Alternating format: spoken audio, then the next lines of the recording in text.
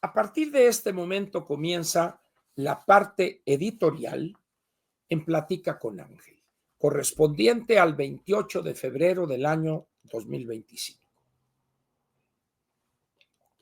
Antes de entrar al tema, quiero hacer una aclaración porque esto evidencia la perversidad y la capacidad de mentir de la anticientífica. Ya ven que dijeron que este arreglo, que se pusieron de acuerdo los gasolineros para 24 pesos el litro y etcétera, y todos ellos decidieron proteger la economía familiar. Téngele, 3 téngeles. Aquí les va una nota del Financiero. Respaldan más de 1,000 gasolineras pacto de precios. Voy a leer textualmente lo que dice aquí. La presidenta, bueno, no saben estos del Financiero que se dice, la presidenta Claudia Sheinbaum firmó este jueves un acuerdo con empresarios gasolineros, pero por otro lado dicen que fue un acuerdo entre los gasolineros, no con Presidencia de la República. ¿Qué carajos hace firmando eso donde ella no está? Pero bueno, la demagogia. Para establecer en 24 pesos el precio de la gasolina regular durante los próximos 6 meses. Punto y aparte. Hoy firmamos un acuerdo histórico con gasolineros para establecer de manera voluntaria el precio máximo de 24 pesos en la gasolina magna, que es la verde, que es la regular. Protegemos la economía de las familias. No protege nada, hombre. Sea mentirosa. La presidencia de la República detalló que fueron 16 directores y o representantes de empresas gasolineras las que respaldaron este acuerdo inicial, de los cuales 7 cuentan en conjunto con más de 1,000 gasolineras ubicadas a lo largo del país, mientras que las empresas restantes son comercializadoras o distribuidoras de petrolíferos. Entre los empresarios gasolineros destacaron la inclusión de Petromax, Servicios Gasolineros de México, quienes son dueños de las gasolineras Oxogas y Petro7, que en conjunto cuenta con más de 800 gasolineras en el país. Otros grupos que se adhirieron al acto fueron Grupo Hidrocina, de los señores Caram, que cuenta con más de 49 gasolineras con permiso vigente ante la Comisión Reguladora de Energía, seguido de Estación Pirú o Piru, 55 gasolineras, Petroplaza 40, Grupo Ferche 37 y Servicio Fácil del Sureste con 11. Actualmente existen 13,837 permisos vigentes para operar gasolineras, de las cuales más del 60% son franquicias Pemex. Ayer lo comenté esto de este porcentaje. La ONEXPO señaló en un comunicado que respaldan el diálogo con las autoridades, pero es de especial atención que se analicen en los gastos logísticos, transporte y de seguridad que deben realizar los empresarios gasolineros, ya que estos temas impactan en el precio que ofrecen al consumidor. Son factores que impactan el cálculo del diferencial establecido en el acuerdo de 2 pesos sin incluir el IVA. Sin embargo, reiteramos nuestra disposición a coadyuvar en esta política de estabilización. ¿Qué significa esto? Pemex tiene el 60%, dicen, de las 13,200 gasolinerías. Cierro en 3,200. Vamos a poner 13,000. Es decir, Pemex, la franquicia Pemex, son 7,800.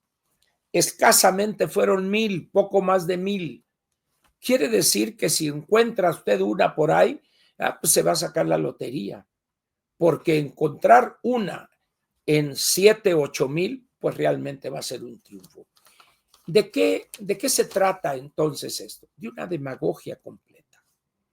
¿Qué va a suceder con Pemex? O una de dos. Lo que ha hecho cuando estaba el agrónomo, les baja el precio Pemex para que puedan justificar, bueno, pues la doy a 24, ¿verdad? Pero en vez de darte, por decir algo, a 22 pesos, te la voy a dar más barata para que pagues aquellos rubros en tus costos. En pocas palabras, esto es una demagogia, es demagogia, y donde le va a costar a Pemex, porque algo va a tener que hacer Pemex, porque ya dijeron que no van a bajar el IEPS. Seguirán manejando. Ahora, le tengo este dato. El año pasado, la Secretaría de Hacienda obtuvo por concepto de IEPS 403 mil millones de pesos. Ojo, 403 mil millones de pesos, y ayer le di a usted los números de los últimos 9 años. Bueno, este primer mes de IEPS, gasolinas y diésel fueron 35 mil millones de pesos, 34,947, 35 mil millones. Si ustedes multiplican 35 mil millones por 12, estamos hablando de 420 mil millones de pesos. De ese tamaño es la falta de recursos, así es que 24 pesos y que la madre, no. Sí, es una situación grave. Y ya aprovechando el raite, ¿se acuerdan que decía López que no había aumentado la deuda, etcétera, etcétera? Ellos recibieron el 30 de noviembre del 2018 la deuda neta del sector público federal en 10.7 billones de pesos. Y la entregaron en 17.6. Es decir, de 10.7 a 17 son 7 billones, el 60 y tantos %. Pero estas personas, este gobierno, ahí les va a ustedes. De el año pasado en diciembre era 17 billones 551 mil. Un mes después ya lo tienen en 17,768 mil. Quiere decir que en un mes ya le cargaron a la deuda prácticamente 230 mil millones de pesos. Tranquilamente. En un mes. Esa es la gravedad de la situación de este gobierno de pedorrillo y de ineptitud e hipocresía que tenemos en México. Muy bien. Vamos a tener nuestra parte editorial, cuyo título es el siguiente. 2 cosas pasaron hoy que no debemos minimizar. Repito, 2 cosas pasaron hoy que no debemos minimizar. Ni una es de mayor impacto que la otra porque están en 2 universos diferentes. Uno, tomo el primer caso. El desempeño del presidente Trump y el vicepresidente J.D. Vance en la oficina oval del gobierno de los Estados Unidos en la Casa Blanca, reunidos con el presidente de Ucrania, el presidente Zelensky, y un entourage ahí, de fácil había como unas 15, 20 personas, que senadores, que por acá, lo cual convertía aquello, de entrada hay que decirlo, en un circo. J.D. Vance, con la aprobación del presidente Trump, le armó una trampa al presidente Zelensky. ¿Por qué razón? Miren, hay un artículo aquí muy interesante, déjenme buscarlo,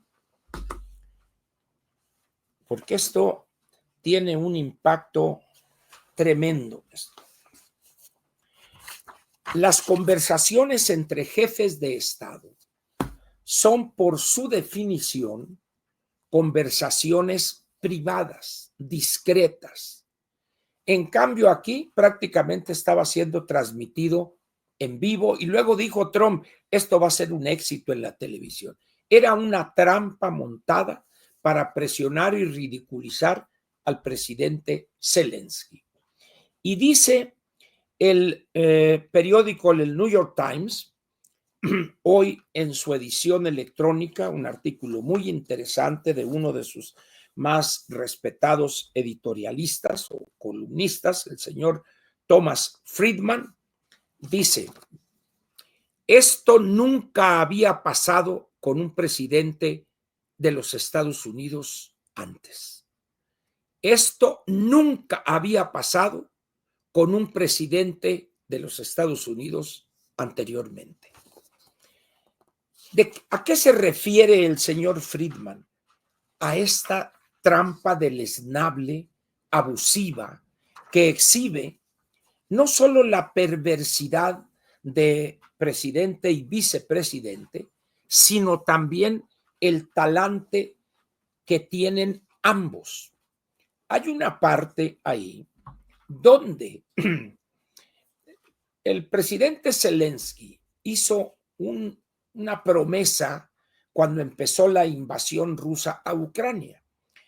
Entonces dijo él que no se iba a poner traje, no se iba a quitar esa parte en algunas cosas cuando anda no en una visita como esta, es un uniforme militar, chaleco, etcétera, pero no se iba a poner traje, no se iba a poner traje o de vestimenta formal hasta que la guerra terminara. Eso lo ha repetido en varias ocasiones. Pues la primera burla es, qué elegante vienes, ¿por qué no respeta aquí y por qué no trae traje? Entonces les explica otra vez Zelensky, es que me comprometía que no me pondría traje, sino una vez que terminara la guerra. Ahí empezaron las burlas. Y luego empiezan las agresiones chafas, vulgares, increpando al jefe de Estado, que además, cuando empezó la invasión, el presidente Biden le dijo, está un avión listo aquí para sacarlo a usted de Kiev, la capital de Ucrania, a usted y su familia. ¿Y qué le dijo? ¿Qué le contestó Zelensky? No necesito un avión, necesito apoyo, tanques, municiones, pertrechos, etcétera. Y decidió quedarse ahí en Ucrania, no salir, ahí quedarse a enfrentar los riesgos de esa invasión cobarde de los rusos encabezados por este neozar que es el loquito de Vladimir Putin.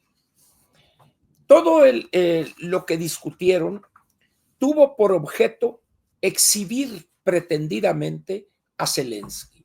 Es que usted le faltó al respeto a nuestro país, porque en octubre usted el año pasado hizo campaña en el estado de no sé qué a favor de los partidos demócratas. A ver, ¿qué tiene que ver eso? ¿Dónde dice que para que apoyaran a Estados Unidos en un gobierno demócrata que le estaba apoyando, iban a aprobar, pues ¿sabes qué, Biden? Yo le voy a Trump. O sea, es la institucionalidad, pues. Eso no lo entienden este par de autócratas. Y así por el estilo estuvo esta plática, entre comillas. En un momento levantaron la voz, se dijeron cosas, hasta que en un determinado momento se levanta Zelensky y parece que le hablaron el secretario de Estado, Marco Rubio, a un cuarto, a una oficina aledaña a la oficina Oval, y le dijo, debe usted abandonar la Casa Blanca. O sea, lo corrieron así.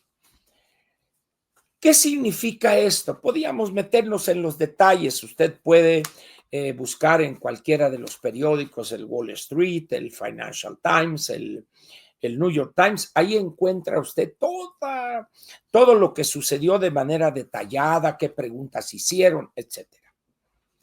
Lo que importa resaltar aquí es el trato vulgar, chafa, que degrada no a Zelensky, a la institución presidencial de los Estados Unidos. Prácticamente la posición de J.D. Vance y Trump, ¿cuál fue? Acepta la paz, carnal, hombre, ya no tienes soldados, te van a derrotar, ya, órale, negocia. ¿Por qué? Porque él ha establecido un compromiso con Vladimir Putin de obtener ventajas territoriales en Ucrania a costa de la paz. El único problema es que Vladimir Putin no es de las personas que se conformen con un pedacito. En el año 2014 él invadió la península de Crimea y se la apropió, aduciendo que allá en el siglo tal, cuando Catalina la Grande, etcétera, eso pertenecía a la Rusia zarista. Pues sí, pero eso fue hace un chingo de años, hombre.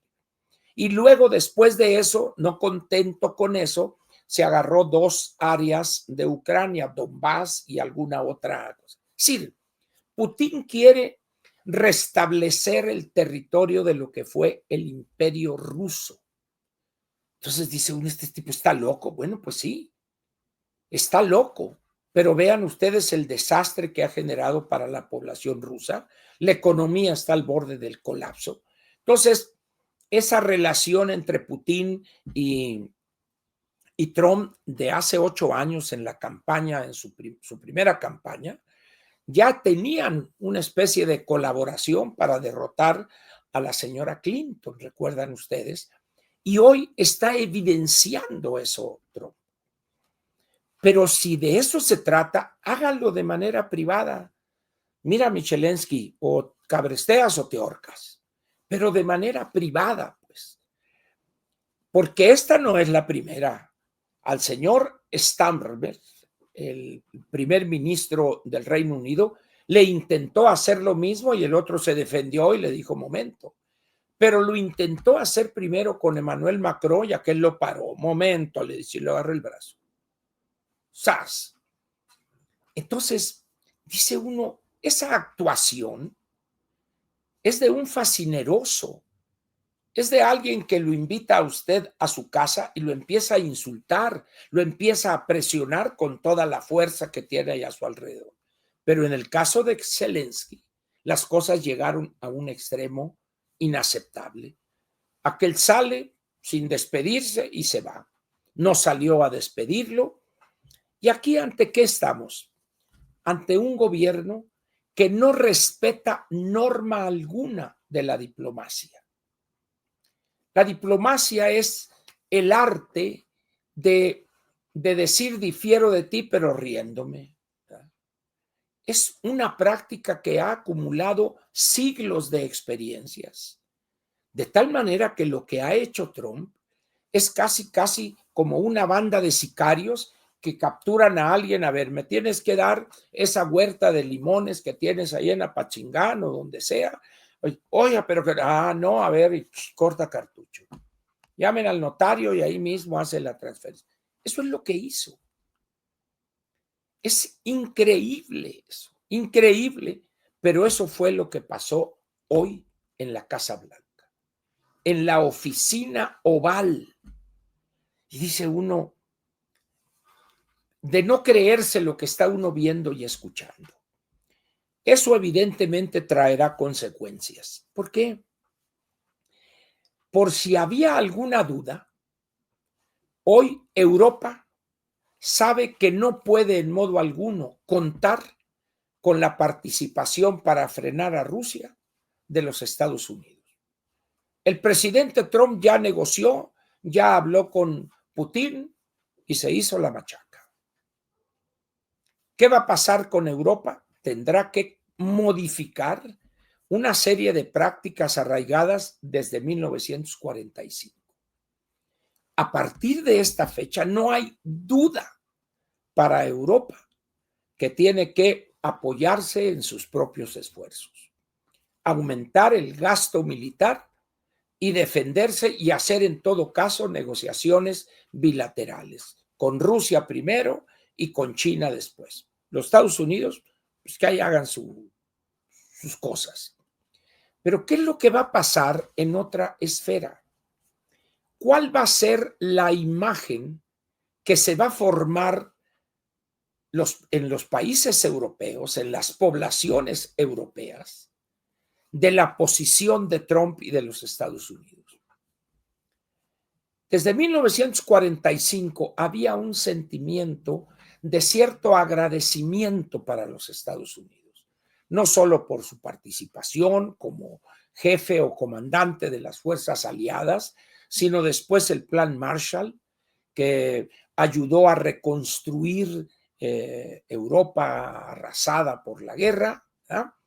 Y luego lo que llamaban en aquellos años el paraguas nuclear. Fuerzas de la OTAN, de Estados Unidos. Con esto, señores, se acabó. Va a pasar el conjunto de sociedades de los 27 países de la Unión Europea, excepción de unos casos como Orbán, el señor de Hungría, que ya aprobó la actuación de Trump en la Casa Blanca, etcétera. Pero pongan ustedes que de los 27, 25 o 20, entre ellos los más fuertes, porque vamos a suponer que la señora Meloni en Italia, también, bueno, Italia, Hungría, pero básicamente Reino Unido, Alemania y Francia, constituyen a querer y no el 75-80% de la economía de la Unión Europea. En esas condiciones, pues, el sentimiento de agradecimiento a partir de hoy empieza a girar 180 grados. Y de una etapa de cooperación, de amistad, de apoyo político, militar y económico, se va a convertir en un rechazo y en un odio a los Estados Unidos. Eso va a generar problemas interesantes. Va a ser prácticamente una carta abierta para Vladimir Putin. Éntrales, Vladimiro, rómpeles la jeta, pero también de grupos terroristas, porque ya no va a haber la participación para recabar inteligencia, luchar contra los grupos radicales. Eso ya Trump, ese es su problema, háganlo ustedes. En esas condiciones, puedo afirmar que el mundo a partir de hoy será más inseguro que lo que era ayer. ¿Y de quién es la responsabilidad? De Donald Trump. Eso va a generar dentro de los Estados Unidos, particularmente dentro del establishment norteamericano, una serie de críticas y señalamientos que quién sabe qué podría suceder. Hoy, prácticamente el Trump que vimos en la oficina oval es un hombre desequilibrado. Y J.D. Vance, un lacayo completo, golpeador acá, como eso, ¿qué traes? Si tú le hiciste esto y le faltaste al respeto a Estados Unidos, un porro, pues.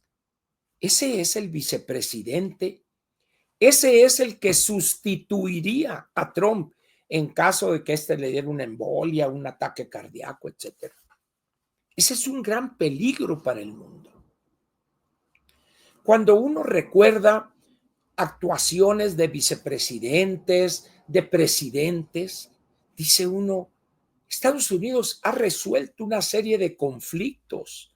¿Recuerdan ustedes cuando Yasser Arafat y el presidente de Israel, ¿quién era este? Se me olvida su nombre, que ahí en Campo David, ahí se agarraron de la mano y establecieron la paz. Es decir, Estados Unidos con su fuerza, con su prestigio, era el que arreglaba asuntos críticos. Hoy estimula el conflicto. Está diciendo, pártele la madre a Ucrania, Vladimiro. Órale, no hay problema conmigo. Ese es el gran peligro de lo que hoy vimos en vivo y a todo color en la oficina oval. ¿Con qué gusto van a recibir a Trump en algún país europeo?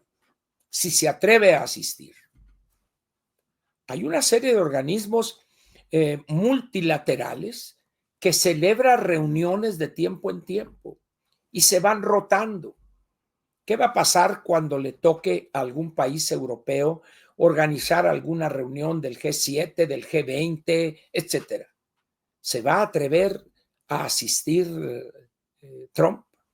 Es decir, hay una serie de elementos aquí, cosas como esta. México hoy tiene, creo que alrededor de 80, 85 agentes que dicen que son esto, pero en realidad son espías, personas que están haciendo labores de inteligencia. Y esto se supo gracias al trabajo periodístico de una sonorense, Dolia Esteves. Y dice uno, ¿cómo es posible? Bueno, pues con esto van a venir otros 100 sin mayores problemas.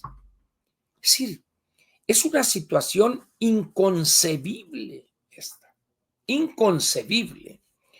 ¿Y quién va a perder más? Sin duda, Estados Unidos. El bloque de la Unión Europea es el bloque más importante del mundo económicamente hablando. Si bien será en un principio un golpe romper algunas relaciones de tipo económico, presiones, aranceles, etcétera, etcétera, pero saldría adelante la Unión Europea, con dificultades quizá los primeros 3, 4, 5 años, pero los Estados Unidos perderían a su mejor aliado, la Unión Europea. Estados Unidos es un país que tiene muchos adversarios en el mundo, algunos abiertos, como China, otros a algunas naciones en el Medio Oriente, por ejemplo, también. Pero ¿qué va a pasar cuando no tenga el apoyo o la colaboración de esos países, a los que hoy ha ofendido y los ha tratado con la punta del pie, pensando en que no necesita al mundo? ¿Le suena esta actitud aislacionista? Así procedió el bulto. Hoy México está totalmente aislado del mundo, aislado completamente. Tiene México el peor gabinete en los últimos 60 años, fácil. Y Estados Unidos no anda muy lejos de esa posición. La sobreideologización, la ignorancia al frente. ¿Cómo es posible que al frente del Departamento de Salud esté una persona que ha hecho campaña durante años en contra de las vacunas?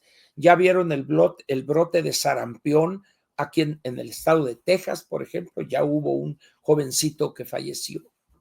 Es decir, no puede ser eso. Bueno, pues sí, tan puede ser que es, pues. Yo pienso que no ha medido Trump porque está imposibilitado intelectualmente para hacerlo.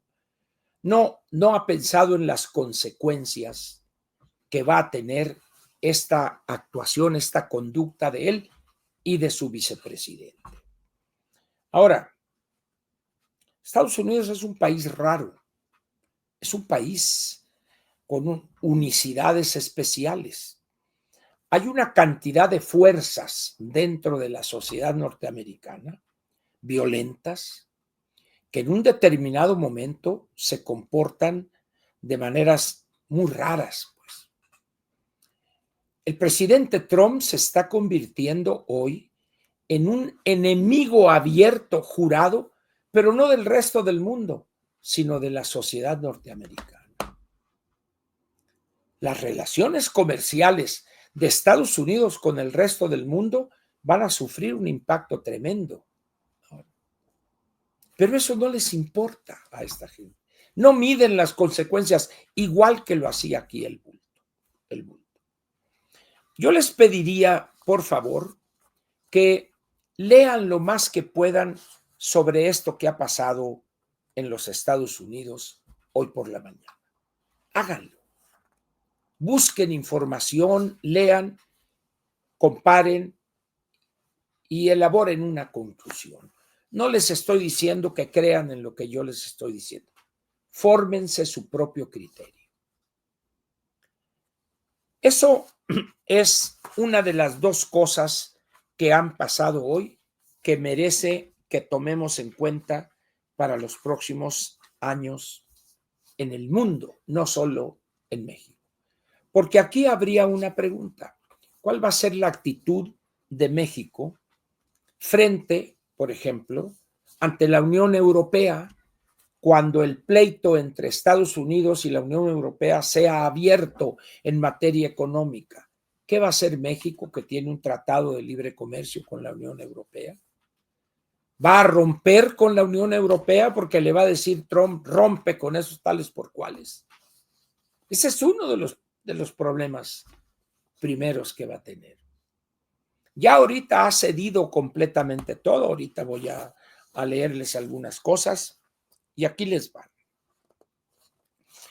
Afirma esta nota, afirman en Estados Unidos que México propuso, no le exigieron, México propuso igualar aranceles a China. Es decir, no me apliques a mí los aranceles, porque yo voy a aplicar los mismos aranceles que tú estás aplicándole a la República Popular China, yo los voy a poner iguales. Es lo que dice esta nota hoy de José Díaz Briceño, el corresponsal del periódico Reforma en la capital de los Estados Unidos. Ahora bien, ¿tenemos nosotros la fuerza para oponernos o para salvar las represalias que los chinos van a tomar, por ejemplo, contra nosotros? Luego, esta nota es muy interesante, la tengo en el idioma original, permítame. Tengo esta nota muy sintética del periódico Reforma y ahorita le muestro la nota en el Wall Street Journal de hoy mismo. Amenazó Hegseth a México con ataque. Wall Street Journal. Aquí está. Dice así. El jefe del Pentágono, Pete Hegseth, amenazó a jefes militares de México durante una llamada al decir que el ejército estadounidense tomaría medidas unilaterales si el país no atacaba la colusión oficial con los cárteles del narcotráfico, aseguró hoy el diario The Wall Street Journal. Durante una llamada que habría tenido lugar el 31 de enero, hace 28 días, el rotativo estadounidense asegura que los jefes militares que participaron en ella interpretaron las palabras de Hegseth como una advertencia de que la administración Trump podría tomar una acción militar en territorio mexicano. Hegseth, comillas, dijo a los funcionarios que si México no abordaba la colusión entre el gobierno del país y los cárteles de la droga, el ejército estadounidense estaba preparado para tomar medidas unilaterales, según personas informadas sobre la llamada del 31 de enero. Muy bien. ¿Qué dice el Wall Street aquí? Esto es de las, ahorita les digo, es de hoy a las 5:13.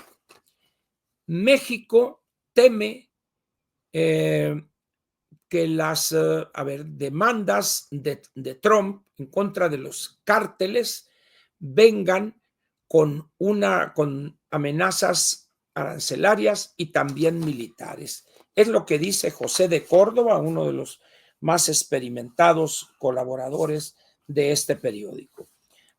Dice lo mismo que acá que el de Reforma, pero mucho más extenso. ¿Habrá fuerza que pueda detener a los Estados Unidos en el uso de medidas militares para acabar con los cabecillas y con la colusión de funcionarios con los capos del narcotráfico? No hay. Por eso andan, ¿qué quieres? Que los aranceles, sí, pinches chinos, les pongo lo que tú me digas, etcétera, etcétera. Esto es una situación lamentable, ¿verdad? Pero bueno, aquí les va un balde de agua fría. Aquí dice, México capturó a los jefes del cárteles con la ayuda de este programa secreto de drones de los Estados Unidos. Es decir, los Estados Unidos están utilizando, con permiso o sin permiso de México, sus instrumentos de alta tecnología para localizar a los narcotraficantes y en un determinado momento utilizarlos o utilizar su fuerza para detenerlos. Ahora bien, vayamos aquí a algo que vale la pena señalar. En una medida como esta, la expulsión o la entrega, lo que gusten ustedes, pero no extradición, de estos 29, debemos aclarar lo siguiente. Dice la anticientífica. Teníamos noticias de que iban a dejarlos libres porque la corrupción es aberrante del poder judicial, etcétera, etcétera. Yo no sé si esto que dice la anticientífica es producto de su ignorancia total, producto de su ignorancia total o de su perversidad e incapacidad.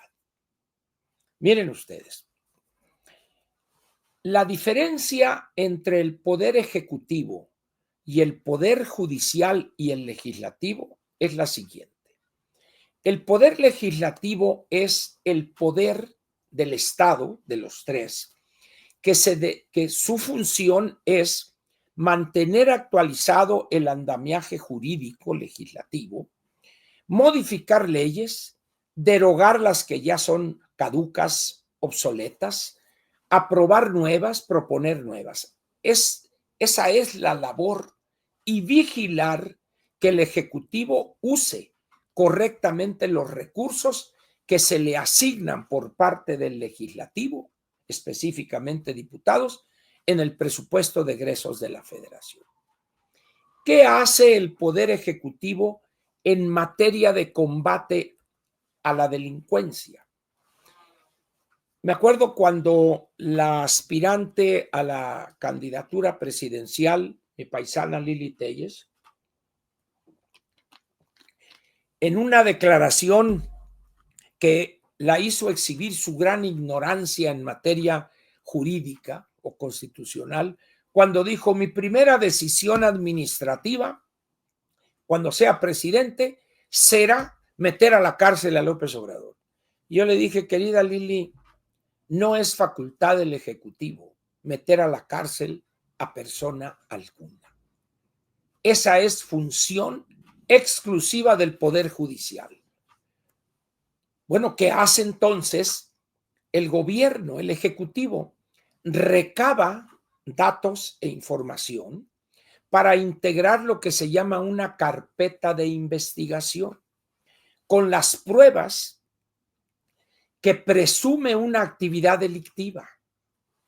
Él, como representante de la sociedad, el fiscal, a través de los ministerios públicos, recaba información, integra la carpeta de investigación y le dice al juez: aquí está esta carpeta de investigación donde se demuestra o se prueba que Ángel Verdugo Beltrán ha cometido presuntamente estas y estas y estas actividades delictivas. Por lo tanto, solicito que emitas la orden de previsión preventiva oficiosa porque este es capaz de fugarse. Muy bien. ¿Qué hace el juez? Recibe la orden, la carpeta de investigación. Y por otro lado, la defensa de Ángel Verdugo hace acopio de las pruebas que tiene para tumbar esto que señala la fiscalía. Entonces, el juez está en el medio y acá está la fiscalía con su carpeta de investigación y por acá está la defensa de Ángel Verdugo. El juez analiza los elementos que proporcionan las dos partes, la parte acusadora, que es la carpeta de investigación, y la parte defensora para desbaratar esa presunción de culpabilidad. Una vez que revisa lo que está ahí, el juez toma una decisión y dice: esta carpeta de investigación está mal hecha, no hay pruebas aquí, son puros rumores, no hay esto, no encuentro elementos para que Ángel Verdugo permanezca en prisión y le doy la libertad. Muy bien, esa es la función del juez. ¿A qué viene esto? cuando dice, es que ya los iban a dejar libres. Muy bien. El Poder Judicial no es el que está corrompido. Eso es una mentira.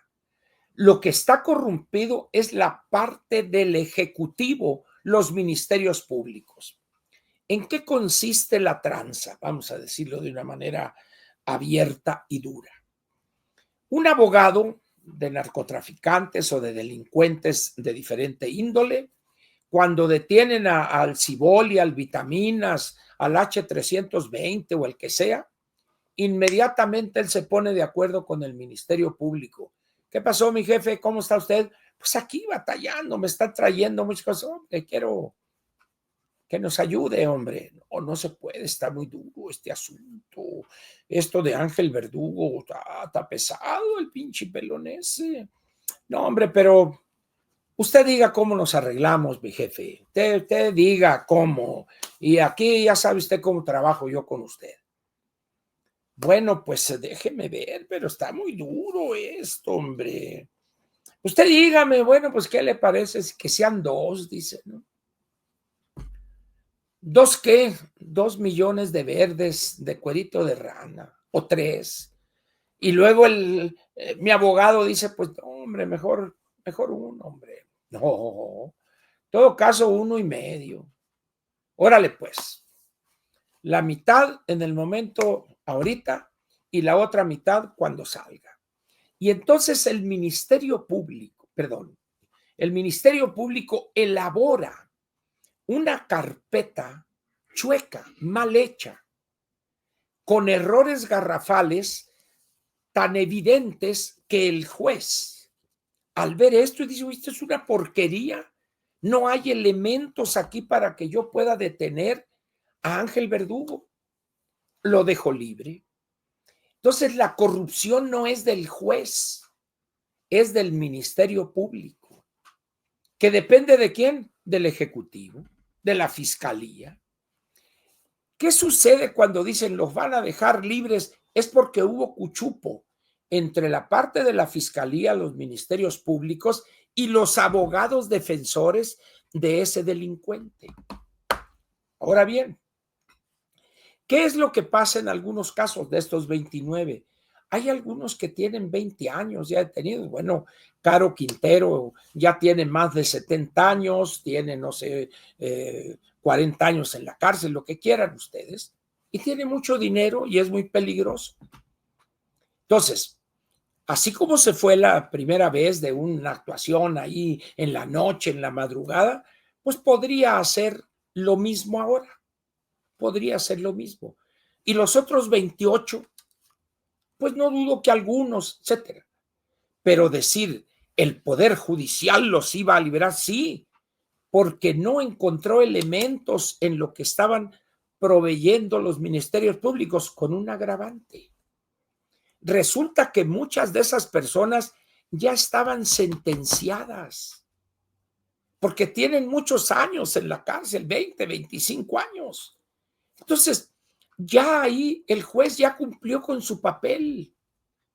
Ya los sentenció a 25 años, punto. Ya acabó el proceso.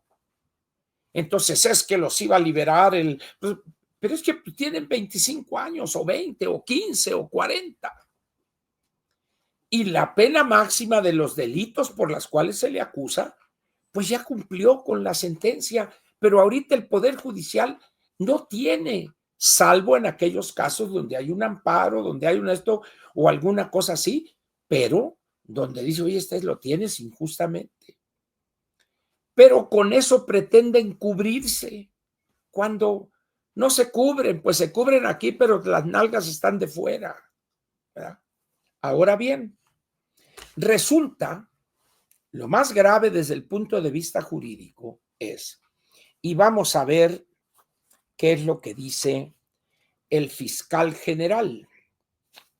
Déjenme ver si encuentro aquí donde lo leí. Lo vi en la conferencia de prensa, vamos a ver, donde le pregunta una reportera al fiscal general, le dice, oiga, pero pero esto que la extradición, no señorita, le dice, esto no es una extradición. Ay, cabrón, pues, ¿qué es esto? Una nota, una petición de los Estados Unidos anoche. Nos juntamos, el gabinete de seguridad, vimos lo esto y dijimos sí, ya juntarnos, y unas horas después ahí van para Estados Unidos. Y en esta decisión, dijo Omar García Harfuch, esta es una decisión que tomó el gabinete de seguridad, el fiscal, el secretario de la Defensa, el secretario de la Marina Armada de México y él, los cuatro. No participó para nada la anticientífica. A ver, ¿a quién quieres convencer, Omar, ex Batman? ¿A quién? ¿Cómo es posible que afirmes ante la opinión pública que esta fue una decisión que nomás tomaron ustedes? Me acuerdo cuando soltaron al hijo del Chapo Guzmán en Culiacán, que salió el Poncho Durazo y otro, no, el presidente que no tuvo. Cuando a los meses, dice López, yo ordené que lo soltaran. Entonces, ¿qué es lo que, ante qué estamos aquí?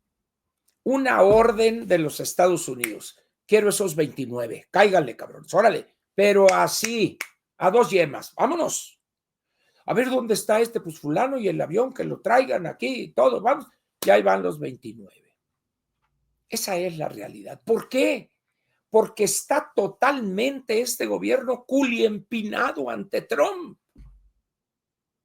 Está inerme, no tiene elemento alguno, sean aranceles, sean estos. Y ya dijo Hedges, abusados, porque nomás no cumplen y les echamos la fuerza militar. Órale. Entonces que vengan a decir, no, el poder judicial, la corrupción, etcétera, o que los jueces podían liberarlos. Bueno, pues si podían liberarlos, pues ponte allá afuera.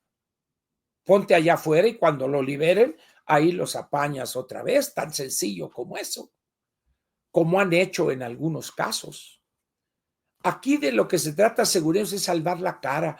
No, pues es que los jueces, entonces, como los jueces podían liberarlos, no tomo medidas aquí, sino que se los doy a Estados Unidos.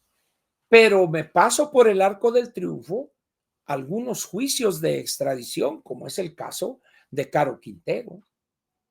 Por eso dijo Gers Manero hoy, no, señorita, esto no es un juicio de extradición.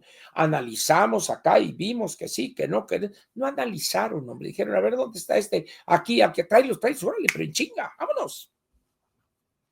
Y como turistas con BTP, viaje todo pagado, y ya llegó allá Caro y dijo, soy inocente.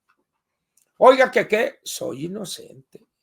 Y háganle como quieran. Si ustedes dicen que soy culpable, pues tienen que presentar las pruebas ustedes, yo me defenderé, pero por lo pronto yo no soy culpable.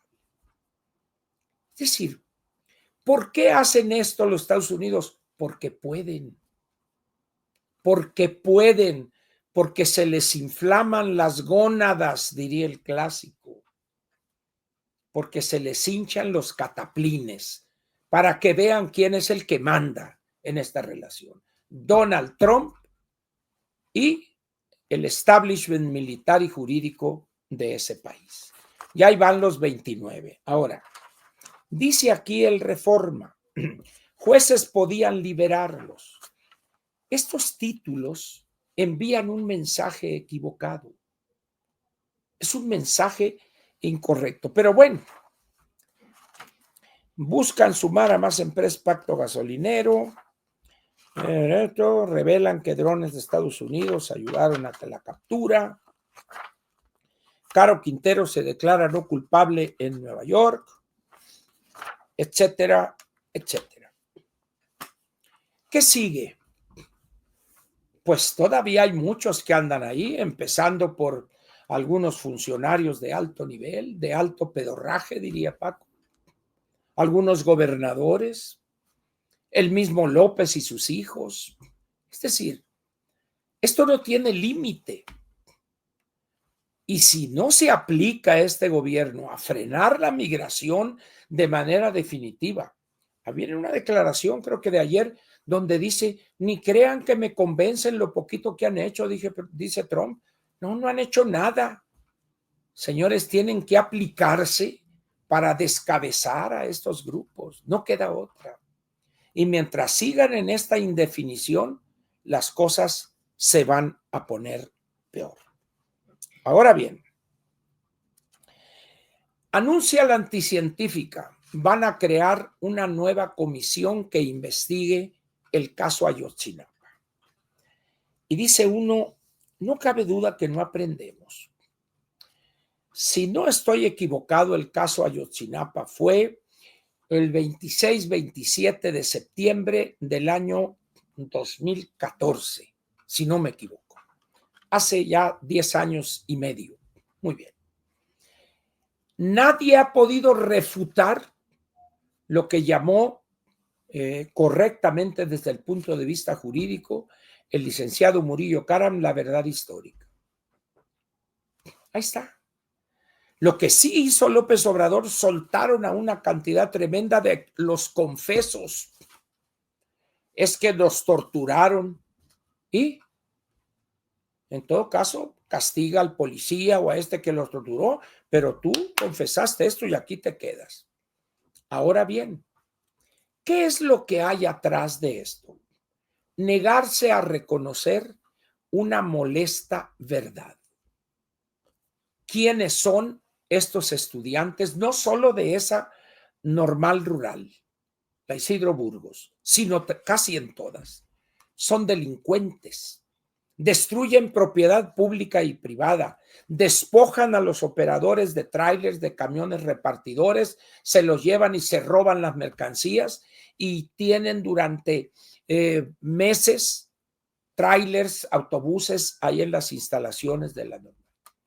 Son personas que estaban apoyando a uno de los grupos criminales allá en Iguala o no sé dónde, los rojos, los verdes, los feos, lo que sea. Pues.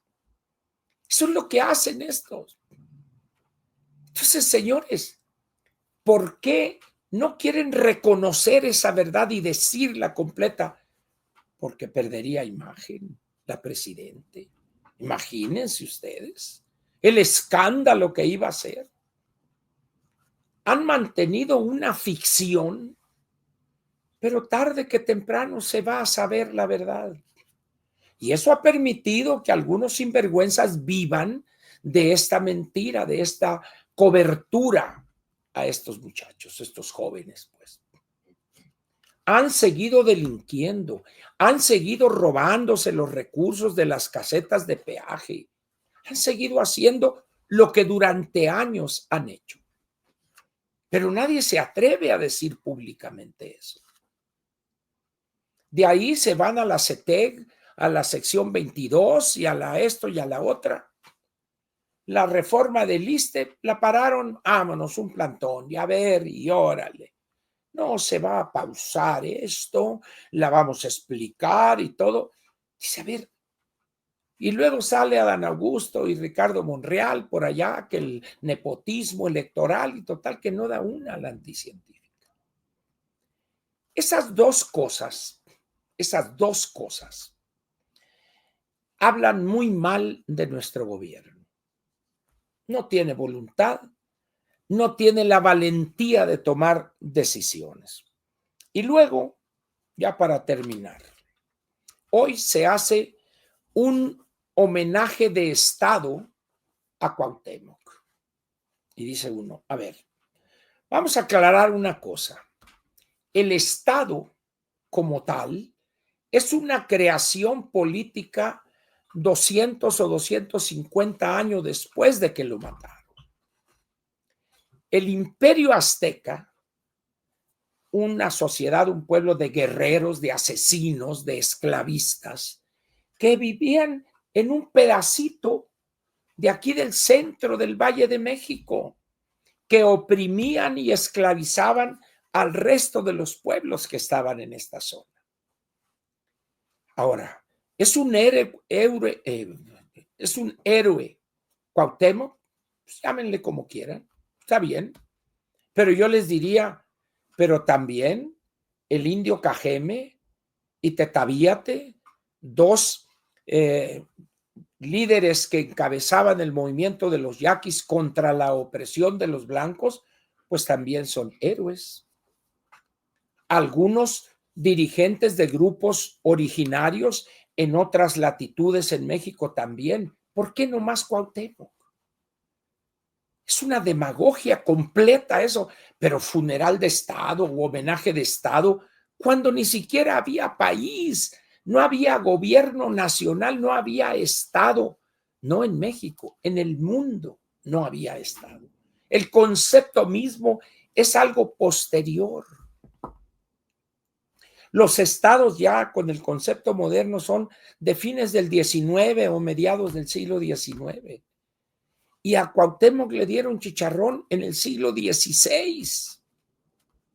Bueno, ni siquiera se sabe si los huesos que encontró doña Amalia Castillo Ledón eran los de Cuauhtémoc. Dijeron, bueno, ya estos son por decreto. Creo que fue Echeverría el que dijo, ya nos ha costado mucho dinero. Sí, esos son los huesos de Cuauhtémoc. Punto, ya. Y se acabó la polémica. Porque había una comisión que se encargaba de buscar todo. Entonces, dice uno, en todo caso, ¿por qué no hacerle un homenaje a los esclavos que fueron asesinados sacándoles el corazón ahí en la Piedra de los Sacrificios, ahí en lo que hoy es el Zócalo, la Plaza de la Constitución? ¿Quién se acuerda de ellos? Nadie, nomás de Cuauhtémoc. Y utilizan al ejército en esa fiesta, en esa celebración ridícula. Y luego sale la Boca de Zaguán y otra vez Cuauhtémoc cae sobre nosotros. No, por favor. Señores, estamos en el tercer decenio del siglo XXI. No estamos en el siglo XVI, entiéndanlo. Te pregunto, oiga, si usted conoce a Cuauhtémoc, sí, Cuauhtémoc Blanco fue un jugador de la América de primera. Bueno. Otros los leídos, Cuauhtémoc Sánchez tiene varios libros muy interesantes. En esas condiciones, pues, este gobierno está cayendo en el peor de los ridículos. Pero queda por encima de todo eso el diferendo con Estados Unidos. Ese es el punto. ¿Qué van a hacer? Ni ellos mismos saben qué van a hacer. Termino con esto. Hablé el otro día de este gran libro de Sergio Negrete Cárdenas, de AMLO a Sheinbaum. Este sin duda es el mejor libro que se ha escrito en México a la fecha sobre esos 5 años, 10 meses de López, la herencia a la anticientífica. Aquí está en este libro, búsquelo, vale la pena leerlo. No es un libro caro y es bien escrito, un lenguaje didáctico con gráficas muy claras, perfectamente entendibles, para que no anden acá papaloteando. Aquí está. De AMLO a Sheinbaum. Sin duda, el mejor libro que se ha escrito a la fecha sobre lo que pasó a partir del 1 de diciembre del 18 al 30 de septiembre del 24 y lo que siguió después. Léalo, por favor. Cómprelo, búsquelo, está en cualquier librería, no tiene, ahorita está vigente este libro. Aproveche este libro, pues. Muy bien. No, pues apenas nos pasamos 4 minutos. Muy bien. Aquí termina la parte editorial de Platica con Ángel, correspondiente al 28 de febrero del año 2025. Espero que haya sido de su interés las cosas que dije en relación con esta situación geopolítica, vamos a decir, del comportamiento, de la conducta aberrante, no se puede decir de otra manera, del presidente Donald Trump y de su patiño, de su porro, el vicepresidente J.D. Vance. Gracias, pues.